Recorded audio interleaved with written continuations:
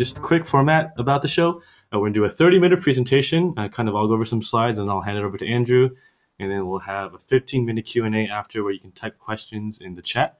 And this is also recorded, so if you disconnect or have to miss it, I'll put it on the website after I edit it later in the year. So you can always find us, Andrew, ecommercefuel.com, Twitter at Udarian, and me, buildmyonlinestore.com at it's me, Terry Lin. So let's just get into it. Okay, before we get actually a little bit about Andrew. So Andrew runs a dropshipping business called Right Channel Radios, and he has, I believe, 2 businesses. Correct me if I'm wrong, Andrew, and they're total about over $1 million in revenues. And he was on episode 14 of the podcast, as I mentioned, and his blog is ecommercefuel.com. And Right Channel Radios is kind of these radios you see that truck drivers use, I guess, in movies that they use to communicate with each other. So what's up for today? So here is our agenda for today. We're going to go over through what is value, because a lot of people say value are benefits. And so we break that down into more detail on the value equation that I found through a book. And we go through the purchasing cycle of how people buy things online, and what's the process they go through from awareness to purchase.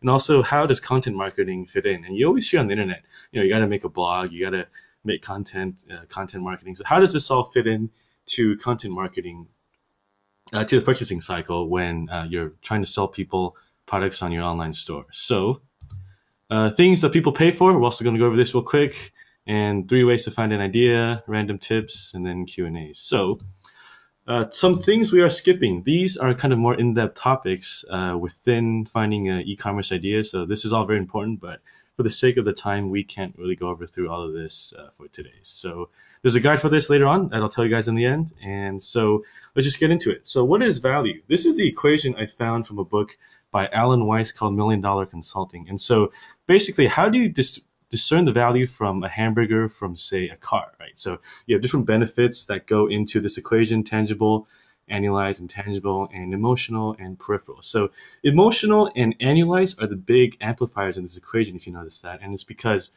if you look at why people buy, buying is a very emotional decision, right? So when you're thinking of your products, always kind of keep this in mind, and don't just focus on the features and benefits. Always remember the value that you're adding, and also the emotional impact your product has on their person. So for example, golf, people are very passionate about golf.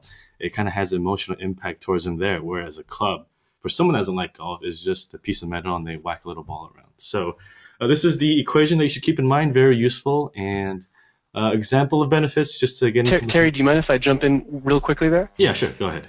I heard one thing that I heard that was said that stuck out to me was people buy based on emotion. The emotion is kind of what kind of sets the hook for people and sets their interest and gets them really interested, and then they'll use logic to justify it. So logic is great once you kind of have them hooked or at least interested, but you need some kind of an emotional, or it's very helpful to have some kind of an emotional attachment to get them into kind of that sales funnel, and then you can close the deal with a logical, persuasive argument. Yeah, and emotional stuff can come from, I guess, the story of your business. Kind of if you have a video of yourself about the store, you can do it through pictures, you can do it through audio, and really just it's getting past that online barrier into really showing the emotion. So yeah.